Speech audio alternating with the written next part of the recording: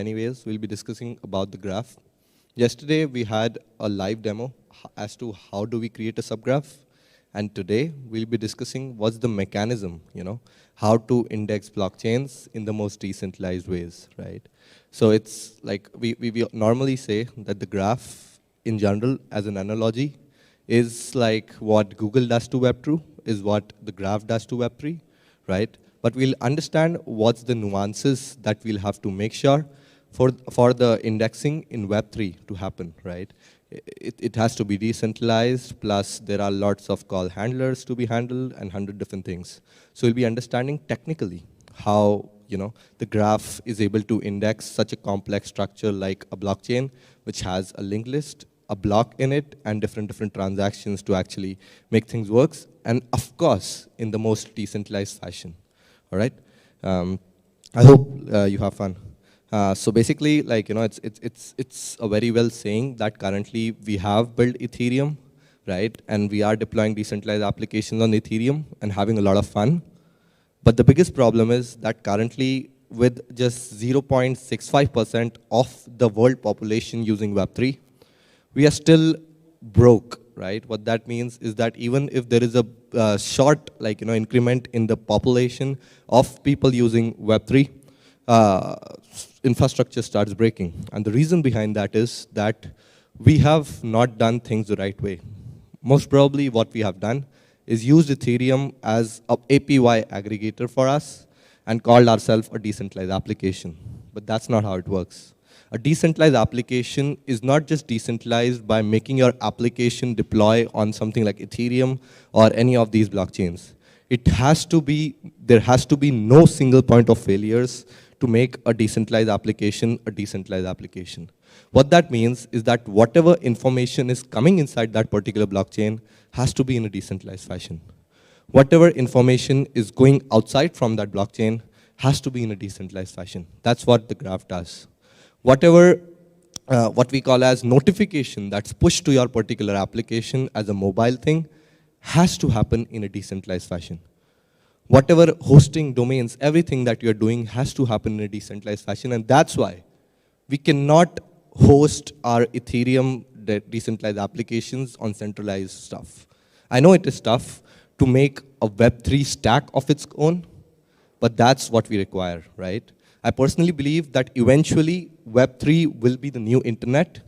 But if we just compare the statistics, right now only 0.65% of the world uses Web3, while 70% of the world uses internet, right? So if we have to reach that kind of mass adoption, we'll have to make these kind of conscious choices so that we are fault-proof, as well as making the internet happen in the most decentralized, sufficient way possible. So as of now, there are lots and lots of single points of failures that exist, and that's why the Web3 stack, the infrastructure layer of Web3 is being built. Although it's a little unfortunate that we had Ethereum and we had AWS S2 and things like that to start off things, but I think we'll eventually have to migrate our infrastructure knowledge, our building knowledge, our stack knowledge. And that's why the graph is developing something which is a part of the Web3 stack and is used to index blockchains. What that means is that whatever information you store inside a particular blockchain, that has to be posted outside to the world, right? In a decentralized fashion. And that's for what we use the graph is. You create a subgraph of your particular application, right? Put it on a decentralized graph network, get the information outside via GraphQL API, and use that to put in the front end. That is what the graph does. All right, we'll discuss a little detailing of how this happens and why is it decentralized, but I'll start with this. So as of now, what people do in current dApp architecture is that they have centralized entities known as servers, which are either indexing a particular application and then putting things outside to the world. And that's not something that we want, right?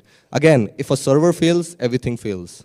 In Web2, why these things still work is, first of all, it's centralized, and secondly, it is being run by data centers in the world.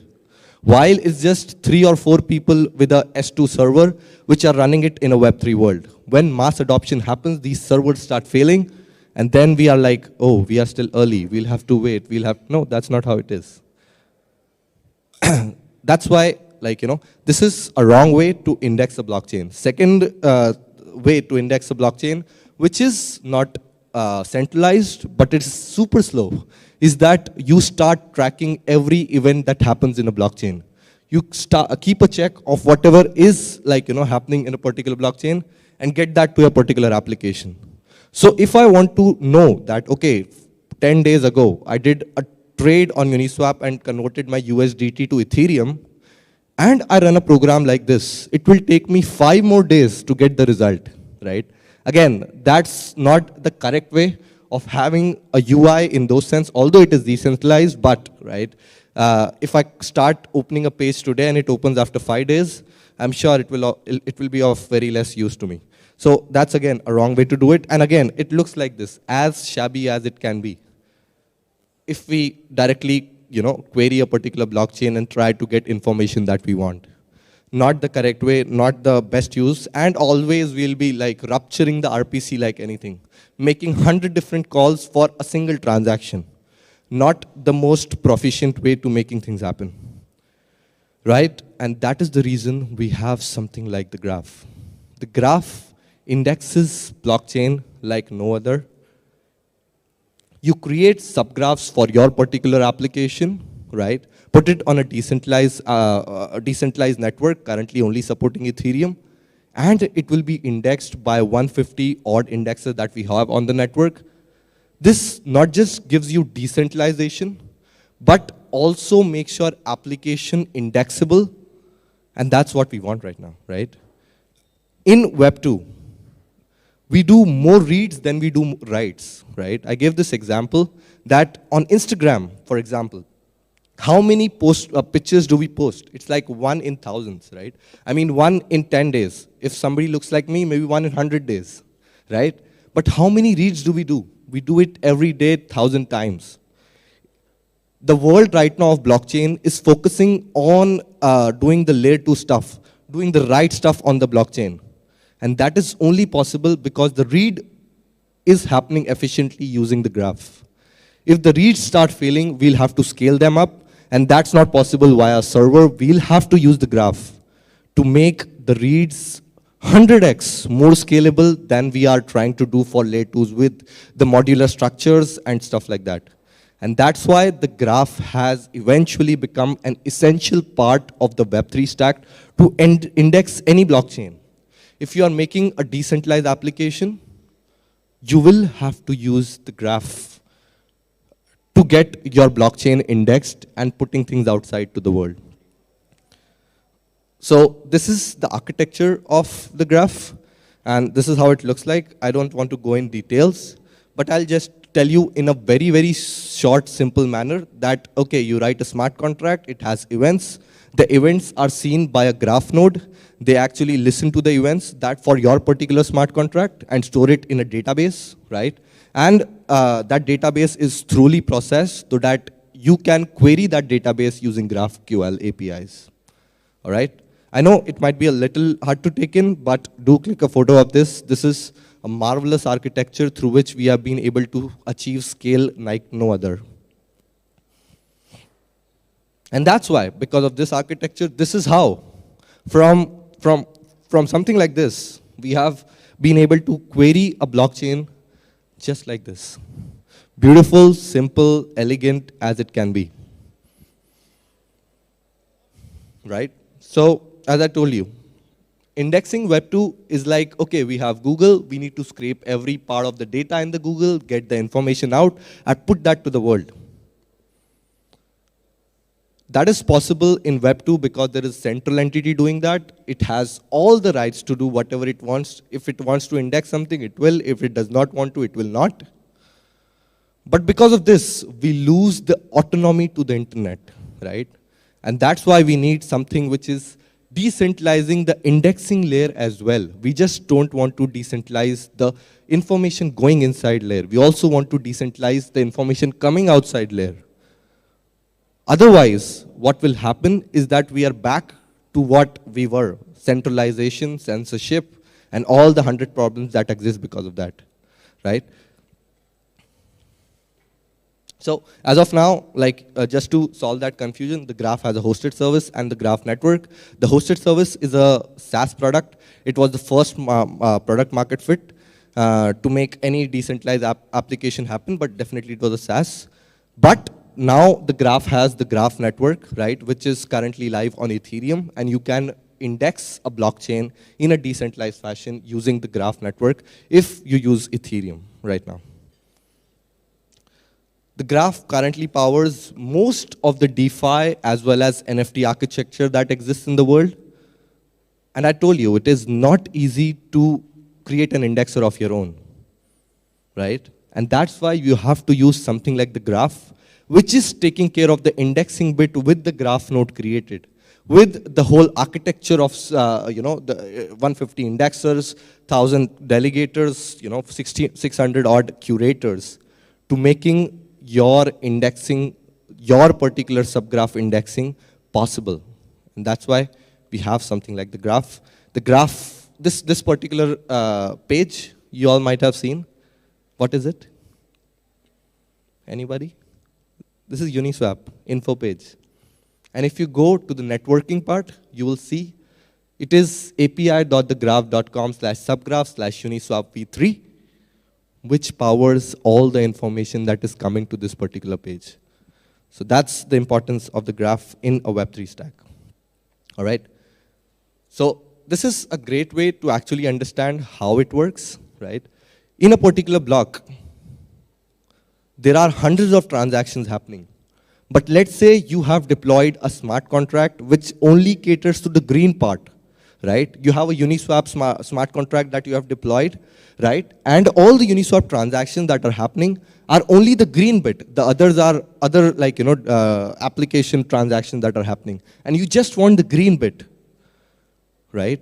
For that, you have to use the graph, so that graph node, using the YAML file that you create, can cater to this green part, segregate everything else, put it in the best data base possible, and query it to your particular API using the GraphQL, to your particular front end using the GraphQL API. So this is most about it. I know when you're creating a Web3 stack, there are different challenges that occur.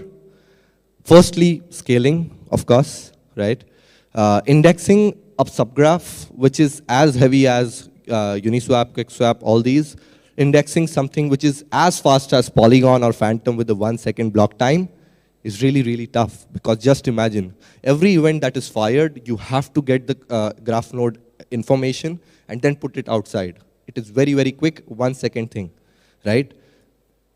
While in Ethereum, you are given 7 seconds to process that data and put that stuff outside. So we have identified that definitely indexing performance is something that we have to work on. If it takes a QuickSwap subgraph to index 10 days, we have developed a core team at the graph, which has Streaming Fast, Figment, Edge Node, the company I represent, as well as the guild to making this happen. And for the same reason, we have been trying different architectures out to make it happen. And the R&D roadmap recently released, which definitely suggests how we will make it happen eventually. How will we index a blockchain which is as fast as using a centralized indexer, but with the power of decentralization, so that people don't have to give up their developer experience. They don't have to give up their convenience, and they don't have to give up performance for the name of decentralization. Decentralization is something that should happen in the backend. It should be very well pronounced, but it should only be shown as effects and not as something we capitalize on and create philosophies about. And that's why the graph is a product in making. We are live on 27 EVM chains, as well as the graph recently released a non-EVM chain integration with Near. And soon we are going to come up with Arweave, as well as Solana integration that Figment team is working on, as well as doing some data sourcing so that we can get off-chain data to the graph using something like, let's say, Ceramic. That's all from my side. I'm really sorry I was late, but I hope I could make you understand that if you are making a Web3 app, you have to use the Web3 stack. Thank you. Thank you very much. I've got one question. So, what about indexing testnets? The graph indexes Rinkeby, as well as all the Ethereum testnets, as well as all the EVM chain testnets like Polygon Mumbai, as well as Phantom testnet, as well as BSC testnet, which is Chapel. So yeah. Do you have any problems with like Phantom, etc.? Because so, for example, if you can find the testnet NFT marketplace like on OpenSea, which works for Ethereum testnets as well as Mumbai, but for Phantom there is no such tool. It's more so like a phantom chain decision to not have such kind of a thing. But the best part about creating a subgraph on the hosted service is that it's a free service. You can create it, make changes, use Mastic to do the testing, the unit testing, and still come out with things. So that's the reason why the graph is created such that if there are issues, you can always do something like grafting to have your subgraphs indexed all the time. I know it's, as I told you, right? Creating a layer 1 right now is one of the easiest things you can do. Just create one, have a economic model which is same as Ethereum, have a token, and boom.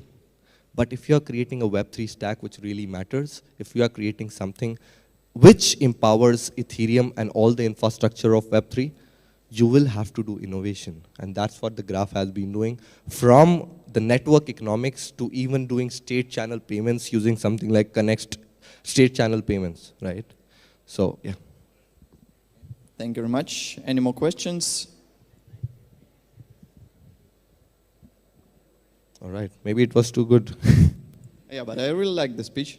And I really want to use your service as well, probably for some NFT stuff on Phantom, because yeah, this is the niche that I see that's not occupied yet. Definitely, definitely. And with the data source filing that is coming, you will be able to index the metadata as well as query that using full text search. So watch out. Yeah, really good. Thank you very much.